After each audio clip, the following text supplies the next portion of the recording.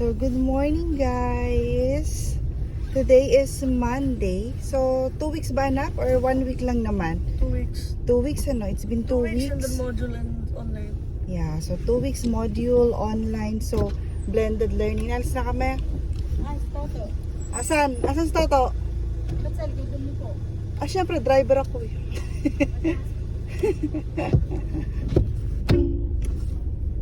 Ayan, so bago po talaga ako lumabas ng gate, I always make sure na napusina ako kasi yung after namin lumabas ng gate, kalsada na po kasi yun. So syempre hindi natin masasabi, baka mamaya may mga, especially yung mga nagmumotor po kasi mabibilis, madalas magpatakbo.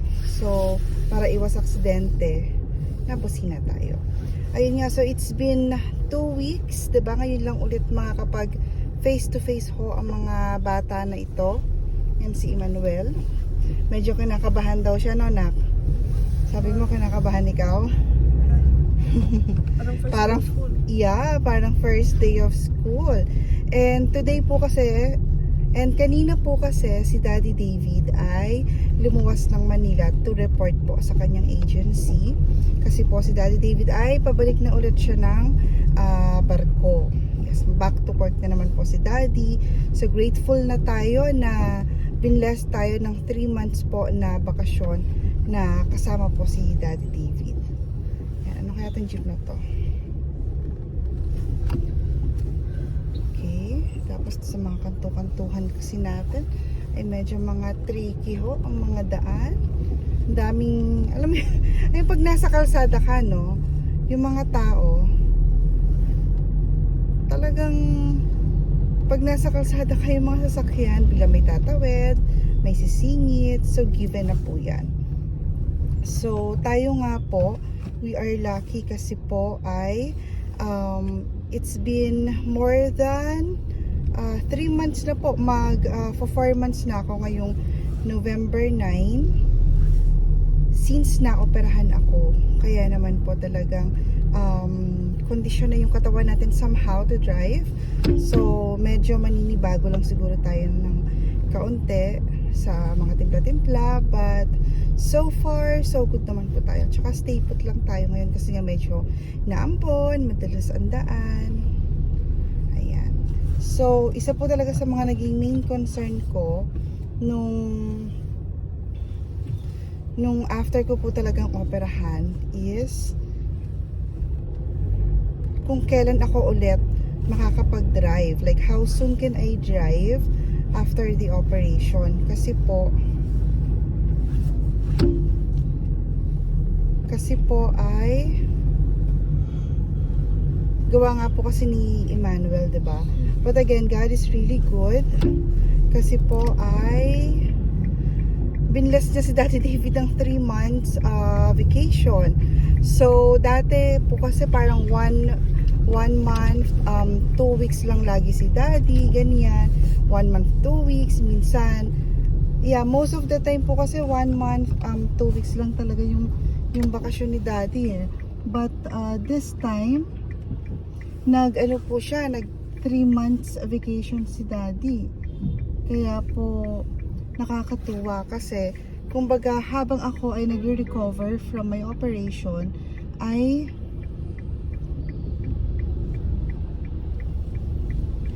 naandyan po si Daddy David. Thank you anak, mabilis ang motor, no? Dalawa sila. Bicycle. Very good. Okay. Ayan, diba? So, buti na lang si Emmanuel. May additional mata tayo. Kasi mahirap po talagang tumawid po kasi dito sa ating side. Sa mga sambatan po kasi medyo hirap talaga dyan. Especially kapag mabibilis po talaga. Especially at mabibilis po talaga rin ang takbo ng mga yan. So kung mapapansin nyo, busina ako ng busina, diba? Ganun din ho ba kayo? Mga moms, ganyan din ho ba kayo? Ako kasi ugali ko ng yung mag-flasher and busina talaga. Yan, flasher and busina ko ang ating buhay.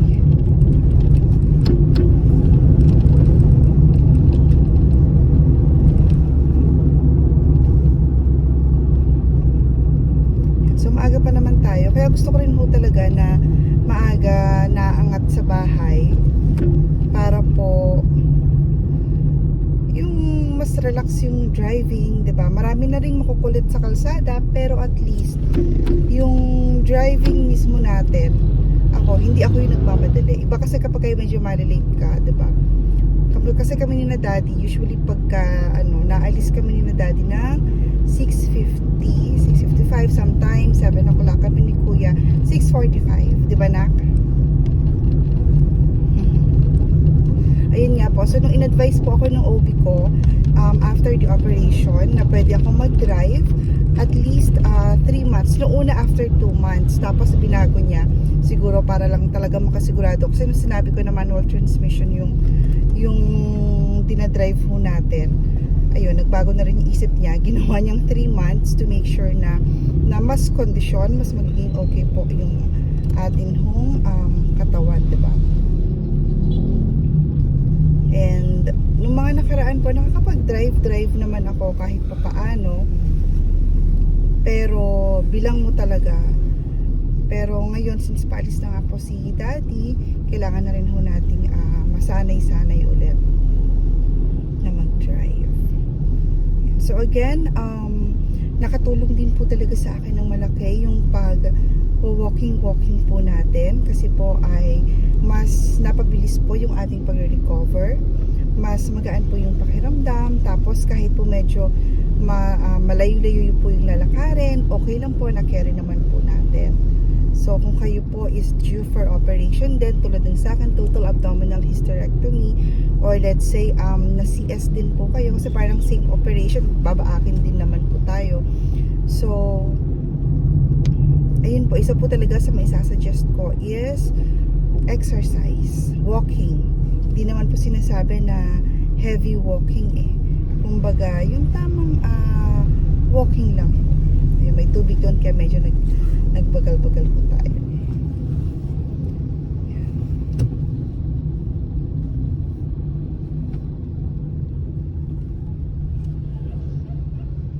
Nak, yung dalawang bag mo ba ay nasa likod? So, ito na yung part, anak, no, na si Daddy David nanganganan. Pero syempre, kay Mami, hindi tayo manganganan, nak. Alam mo yan. Pag kay Mami, tamang sunod lang tayo sa linya. No, nak?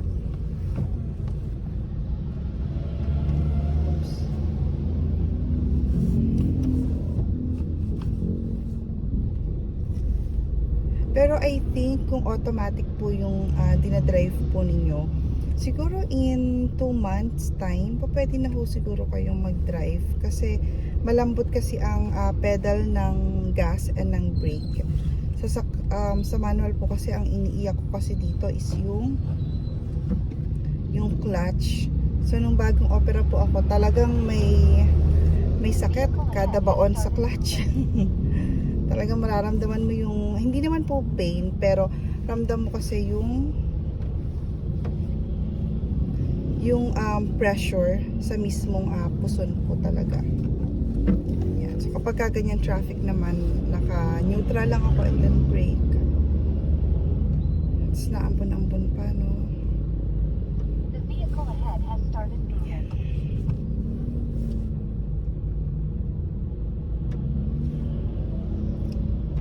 Very good din naman yung nasa likod natin yung sasakyan, anak. Hindi rin siya na-overtake, ano. Stay put lang din siya. Chillax lang din siya. Why?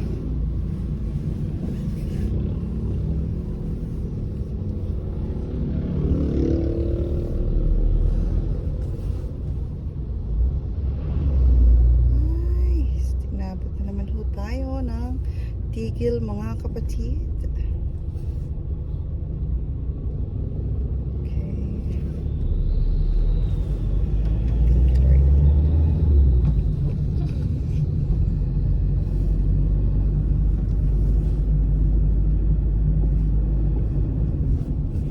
Sabi ni Emmanuel sa akin, naku mami, hindi na naman ako makakatulog.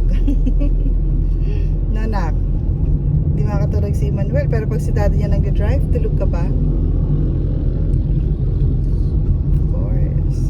Good luck for today, nak, ha? Si Bulol natin, nandun sa paper mo, ha? Yung ginawa mo kagabi.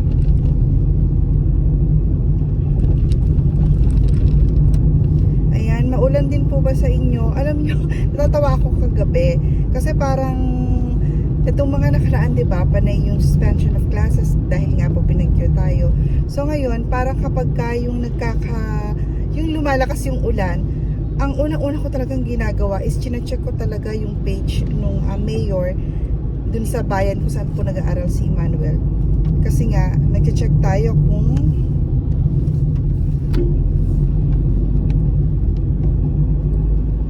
check po tayo kung may pasok ba o wala. Syempre nga naman kung walang pasok, at least makakapahipahinga pa po tayo ng mas mahaba-haba.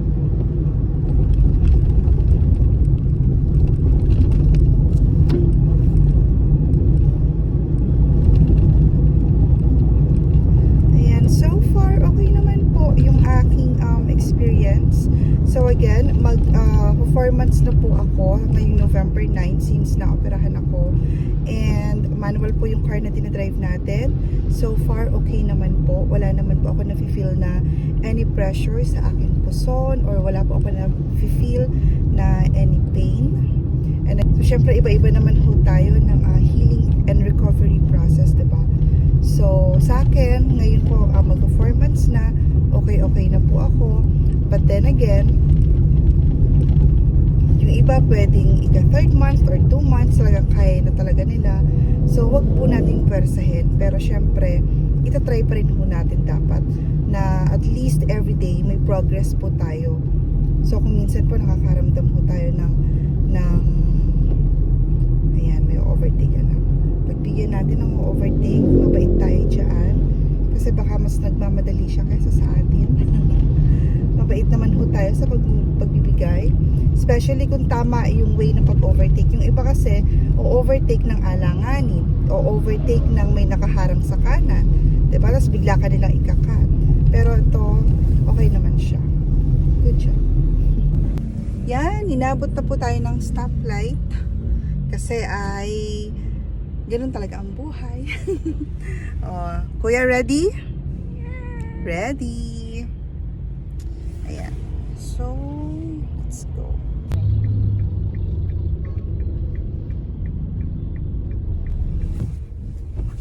Good luck, Kuya. Hopefully, mamaya makauwi na si Daddy kapag uwian niyo na, no? Anak first. Anak. Love you. Love you too.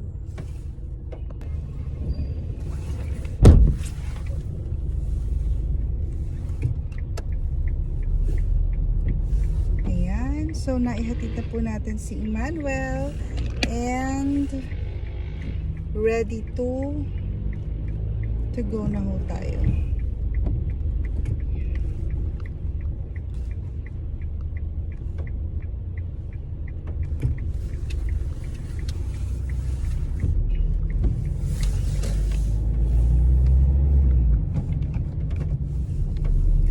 So, share ko lang po nung una medyo takot-takot pa ako kasi parang yung first 2 months ko po talaga, hindi ko talaga ako nakakapag-drive. So sabi ko kay Daddy, hala Daddy, baka mamaya back to zero na naman ako. Tapos, alam niyo po yung, syempre, first time ko po na natigil ulit sa pag-drive since nung natuto ako, 'di ba? So parang feeling ko baka mamaya alam niyo yun, baka mamaya makalimutan ko kung paano mag-drive. Tapos sabi naman sa akin ni Daddy, huwag kang mag-alala mami, kasi ay once matuto na nga daw po ako mag-drive, hindi na daw po yun parang mawawala ko sa akin.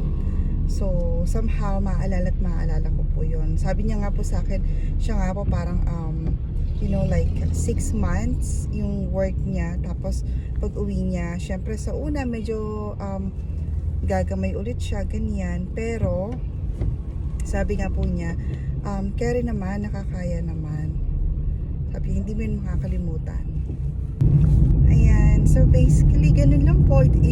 Ida-drop off ko lang talaga si Emmanuel sa school, tapos diretso uwi na rin po tayo. So hindi muna ako dadaan ngayon kay Papa sa sementeryo kasi po ay baka Baka marami pa kasing mga nag-linis-linis, nag-aayos-ayos po doon. So hindi po natin masabi, baka mamaya marami ring basura po na yung nakakumpul-kumpul for collection.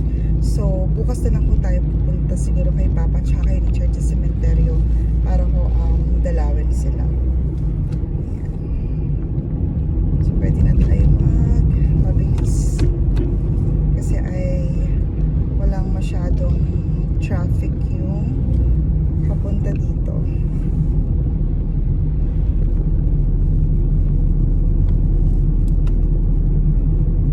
Ayan, so that's it lang po for today's video. Shinare ko lang po sa inyo na okay, maaluan at wala pong issue kahit po ngayon na ako po ay let's say so kahit po yung ganito ha, kasi parang round trip po yung ating yung ating biyahe. So wala po ako na-feel na any pain. So kung tulad ko po kayo na let's say naghahatid sundo rin po sa inyong anak, or let's say frequent din po kayong nagda-drive, like daily kayo talaga nagda-drive, tapos due kayo for operation, or let's say you're still recovering from or you're still recovering po from operation. So, yung pagdating nyo po ng 3 months, actually, goods na po yan. I mean, kayang-kaya na po natin talaga mag-drive. So, ako kasi, blessed lang po talaga din ako na si Daddy David po ay nakabakasyon.